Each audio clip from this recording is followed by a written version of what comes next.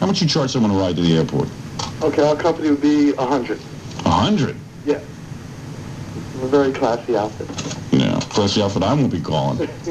Every limo trip has that included. No, that's not true, Howard. Yeah, come on.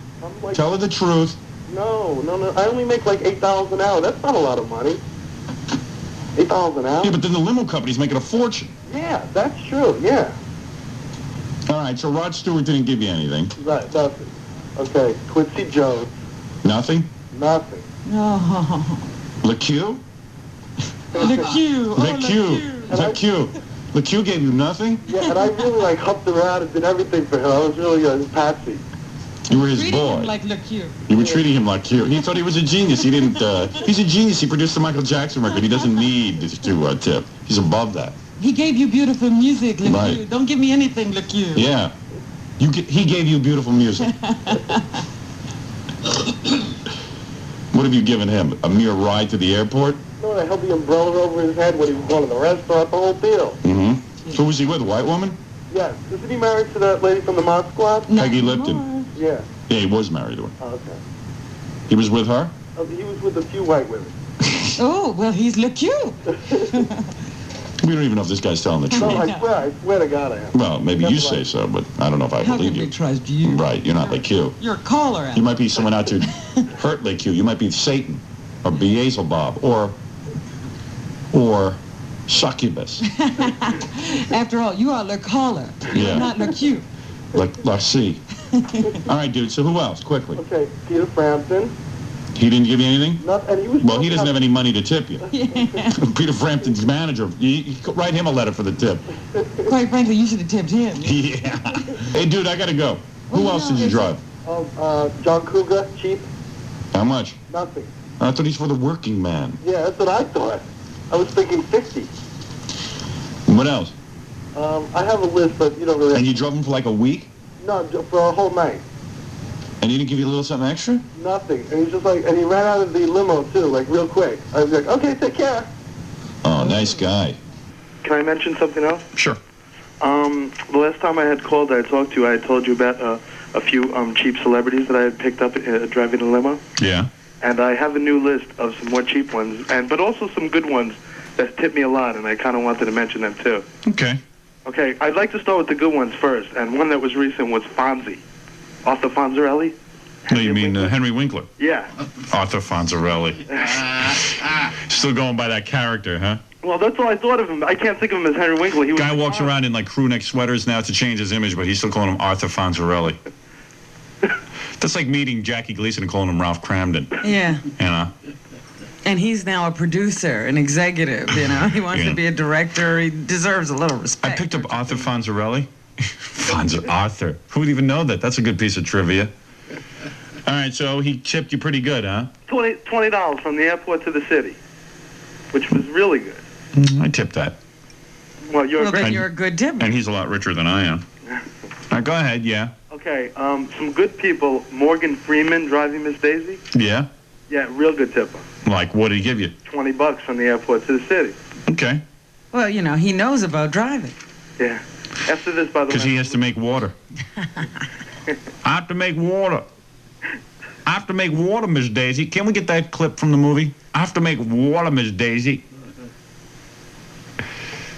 That's a cool clip. A guy asking her to make water. Oh, that's so cool.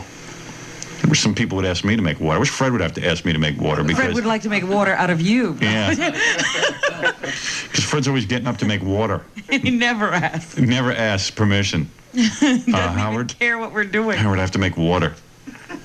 Can we stop for a minute? Please. I'm a man. I have to make water. Okay, Morgan Freeman gave you 20 for just a quick airport run. Yeah, who else? Rick Moranis, Honey, I Shrunk the Kids. Yeah, what'd he give you? A 10, but he was also very friendly. He let me talk about what's it like being a celebrity. Oh, I hate that. So, so who else is a good tipper? Okay. Or a bad tipper? Okay, this is the part I'm probably going to lose my job over, but I'll tell you the bad people. Mm-hmm. And I'm sure I'll be fired today. Why? Don't do it. Who's going to fire? Who's going to know it's you? I have a little cult following as a caller amongst my coworkers, so I have to get back to my boss. But I don't care because I'm willing to say it all All right, so say it all. My Messiah. Okay, okay, now Larry King. So, okay, who else is a bad tipper? Okay, before I just want to add a footnote to Larry King. It was really funny because, of course, I listened to everything they're saying very intently. And the lady that he was with, Larry King, who was, I think, his girlfriend at the time, which is probably 6 months back, Yeah. all of a sudden they were quiet, and he turns to her and he goes, I love you very much. Oh, that's how he fills up the dead spot. Boy, that must be frightening for a woman when Larry King loves you very much. In that broadcast voice. I love you very much. Yeah. And then about 2 minutes later, she was whispering something to him, and then he goes, I need you. Oh, God. Get out of here. I swear, that's God's honest truth. I wouldn't lie to you. I need you. It was really funny. What a romantic. Now. Did she leap out as you were moving? Did she just like go flying out the car? Who was it? Was it that woman he married? Well, I think she was like in her late 30s with like glasses and like a blonde. Yeah, sounds like her. Nah, sounds like the lucky woman. Sounds like the woman who's married to him but doesn't get to see him. I love you very much. I love you. I love you very much. I need you. And she was talking all about his show. Like, I think that she must be very excited about his show because that was. She goes, oh, it was so interesting what you said about Russia or blah, blah, blah. Oh, yeah. And that's when he goes, I love you so much. Yeah, you know what that was? He was just trying to shut her up from talking about the show. All right, so come on. Who else is bad? Okay, the worst person. Now, this is not only no tip, but this is being a bitch. No tip. Oh, and a bit, but like even pushing me to. Yeah. Fred Norris. And she is a bitch. No. Fred Norris, or let me take a guess. The guy from Steam Pipe Alley. What's his name? Mario Cantone. Mario Cantone. No, this one is Cyndi Lauper. Oh, yeah? Oh, she is the worst. And I've heard from other people that she treated them just as equally as bad. What's her deal? You think that like maybe she'd understand? Because she was kind of down and out for a while. It took her a long time to make it. What did she do? Well, she was nasty and belligerent to me. Why? Because, like, she wanted the suitcases in certain ways, and she goes, look, you do this, and then she pushed me, and she goes, look, you just go over there, blah, blah, blah. Really? Yeah, and I have to eat all this. Yeah, right. It's kind of, you feel kind of humiliated when a woman's telling you how to pack your trunk when you do that for a living. Right, and I was doing it correctly. It's just that she was, and then she was like, look. What did she have in those suitcases? Yeah. Maybe she's obsessive compulsive and like had to have them arranged the proper way so she wouldn't get into an accident or bad things wouldn't happen to her. Could be. Could be. And she was treating that, you know, that one person that all the celebrities have, like you treat Gary. Yeah. She was treating her person like nothing, like real dirt. Yeah. And she's like, you do this and you do that. And he's like, oh yes, ooh, let me write notes. Let me write notes. Wait a minute, let me get my list. And then she didn't give you any money? Oh, she just walked. She just ran out of the car. Maybe that person was supposed to tip you, and they just stiffed No. you. He, in fact, I had to drive him home afterwards, and he apologized to me for her behavior. Ooh. Who else? But I said, don't worry, I'll get. I got a break for commercial. Tell me who else is bad. I have more good people. Anthony Quinn. I know him. Who cares about him? Yeah. Who else? He's real good. You know who was great? Oh, Heavy D. Great, Heavy D. All right, now you're hitting the bottom of the barrel. All right, those aren't celebrities. Okay. Can I just mention 2 other things before I leave? I gotta go. Okay, I'll just say that this is my 100th appearance, so thank you, everybody. Okay. And the second one is my girlfriend took the course from your old traffic girl, Susan Bezirkowitz. Yeah. And it was pretty funny. She was telling me all about. She talks about you in the course and stuff. Oh yeah. Yeah. Yeah. I'll tell you something. God bless Susan Bezirkowitz. I can't believe that broadcast school of hers even is still around. So I mean, you go figure it out. I couldn't believe it when she came in here with those guys from another country. Where are they from? Germany. Yeah. That was kind of weird, huh? Like she'd actually gotten some Germans to take the course. Yeah. So your girlfriend took the course, huh? Yeah, she really wants to break into voiceovers. I know Robin does. I said, I wish Robin started a school. Robin has a school. Tell her it's not that cheap, though. She's got to sign up. That's right. I do individual instruction, but it's very, very expensive. Yeah, and then you got to rip stuff out of the newspaper for her in the morning, too. All right, dude, I got to go. Okay, thanks for the call. This is my 100th time, and I love you people. All right. Thanks. Okay, Bye. let's get his little sign off. All right, caller, you're back. Hi, how you doing? How you doing, man? Okay. You don't have a mailboxes, etc. I do actually, because I'm going to get a lot of fan mail from Glensroom, the TV show. But you don't have one. No, I do. I have a box there where my mail can go to. Mailboxes, etc. Yeah, one down here in the city. Oh, good. Okay. Yeah, they're real cool. I don't have a fax either. They have faxes and stuff there. All right, very good. All right, so then you drove. He's a limo driver, the caller. Yeah. And even though he's physically here in the station today, I asked him to go use the phone because it was uncomfortable looking at him. But you still like me. You have given me prizes and stuff. Oh, yeah, we like you. We like you. We think you're a good caller. It's just that you're not a good in-studio guest. I get very nervous. I'm very intimidated by you because you're the Messiah. All right, shut up. Okay. You idiot. Okay. No, according to 60 Minutes, that big fatso, what's his name? Rush Limbaugh is. That's right. All right, so who are you up to next? Who did you drive next? You know, I just want to give... No, don't take up a lot of my time. Who did you drive next? Well, somebody who said that you were great is a guy named... and all we did was talk about you for 4 hours, a long ride down to the Stone Pony. His name is Cy Kernan of The Fix. Oh, yeah? And he was up here in the studio with you talking. Yeah, we know him. And all he did for the 4 hours was talk about how great you are. And, you know, both of us, and his wife, too. All right. Too bad it wasn't Eddie Murphy doing that. So what happened when you drove Eddie Murphy? It was basically... What'd you pick him up at his house? No, airport, again. At the airport? Where do you drive him to? To his house. Oh, yeah? Yeah. And he ran out of the limo faster than somebody was on fire. So he didn't rap to you or anything, did he? His brother rapped to you. No, nobody's allowed to talk to Eddie Murphy. You can't talk to him. There was another driver on the job. You got to do that move, Howard.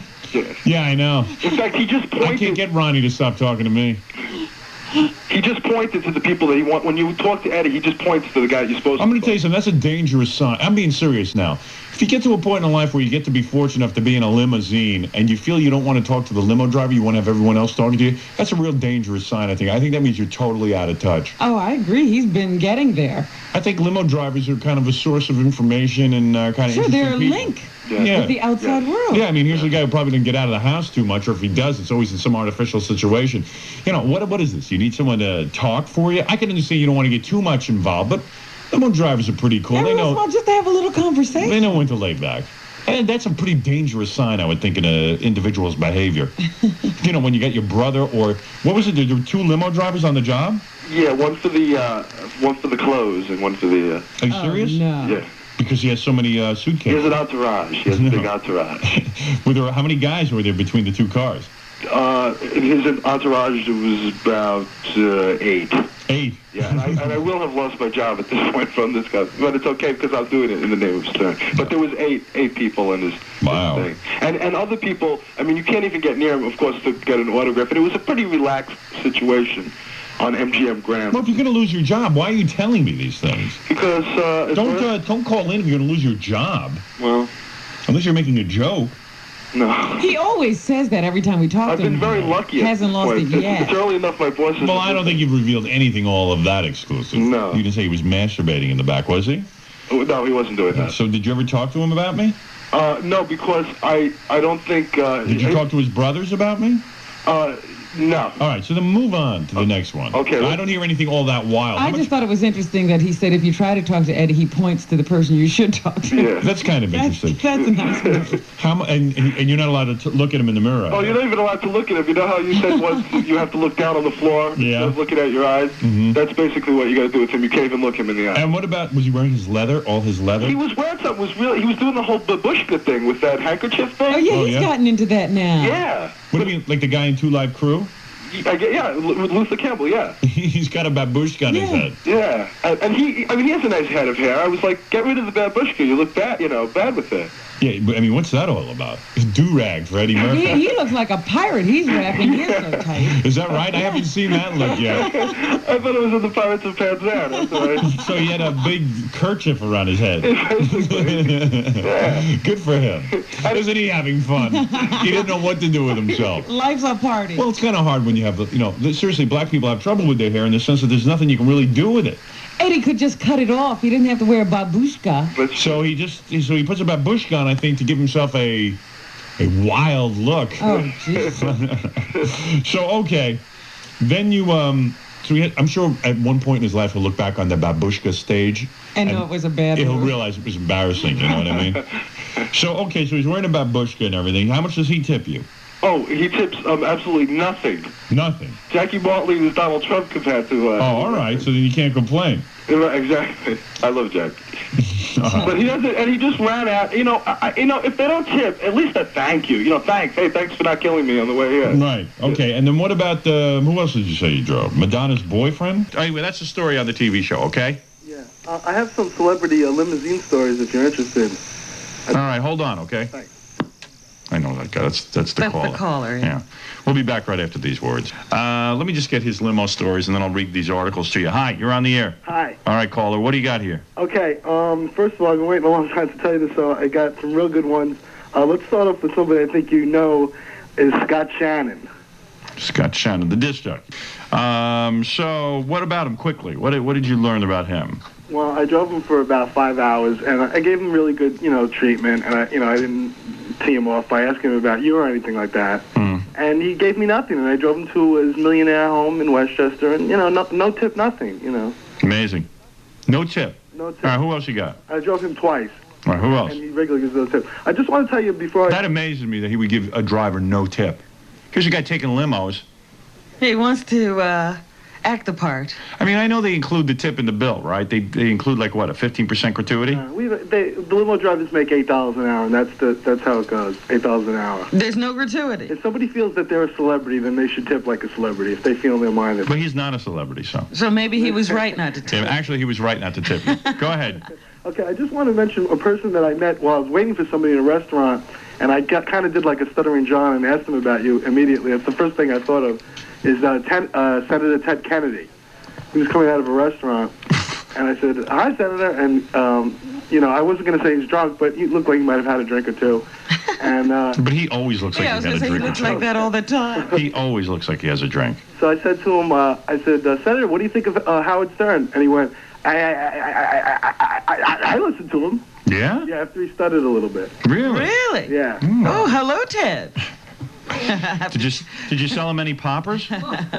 Hey, young man, I need to relax my sphincter. You got any poppers? Pappers? Pappers. Ich bin ein Pappers fan. What else you got? Okay, a celebrity who I asked about you was, and he was a good guy, is Carl Reiner. Who else did you drive? Robert De Niro. De Niro? Yeah, quickly. What happened? Robert, you said it once before, Robert No De Niro. No De Niro. Robert No De Niro didn't give you a tip. Go ahead. Who else? Okay, Cliff from Cheers. Cliff from Cheers. I don't know him. Oh, I know who he John is. Paxenberger. Cliff is the guy The who sits... postman, right? Yeah, he sits next to the fat guy on the bar. Yeah, he's nothing. Yeah, go ahead. Well, he tipped. I just want to say that he was a very good tipper. Oh, he was? He's a very good guy, and he's very intelligent. Oh, all right, When I good. picked him up from the airport, everybody's yelling out, "Where's my mail?" And that's what he was saying his big problem is. And what tip? What kind of tip did he give you? 20? He gave me, $25, and it was actually just a half an hour ride, so it was real good. Wow. Yeah. He must be making big bucks. I guess so. That TV work is lucrative. I bet. Not where I'm concerned. I haven't gotten a dime in residuals from WOR. All right, go ahead. Yeah. Is that it? No. Gregory Hines, no tip. No tip. Yeah. David Gilmour of Pink Floyd, No tip. no tip. Go ahead. Who else? And an attitude. Spinal Tap. But what was really bad about Spinal Tap is one of the guys comes to me, the guy that played on Laverne and Shirley. Yeah, McKeon. David McKeon. Yeah, at the end of the ride, after I bring all their luggage and everything, he goes, "We left a pick for you on the back seat of the limo." Oh, thanks, man. Why don't you pick your ass for that? A pick? Can you believe that? Michael McKeon. Yeah, we know him. Yeah, he's a great guy. Hey, yeah, we left you a Spinal Tap pick like that's worth anything. I thought Spinal Tap was just a goof on the movies. I didn't realize that's how they were in real life. Yeah, well, I guess they were in character or something. that's a pretty crude thing to do. Yeah. Yeah, what else? David Crosby, good tipper. Good tipper. And $20? What do you do? Do you take him to the airport? he gave me $10, and it was an airport ride, but it was only a half an hour. It was in the morning. All right, go ahead. Nick Nolte, no tip, Really? with his wife and somebody else. Airport ride? An airport ride. But in traffic, rush hour. Go ahead. Yeah, go ahead. And Jason Bonham. Of John Bonham's son. Yeah, but he was real cool because he not only gave me a real good tip, but he had like 3 beers in his hand. It was pretty funny. And he was a good tipper. Yeah. What did he leave you? He for an airport ride, $20, and some beer. It's his father's money. Why not? Go ahead. Anything else? I could dig into files. No, that's enough. That's all right. That's just off the top of your head. Right, that was fine. You call us off the top of your head. We like that better. All right, thank you.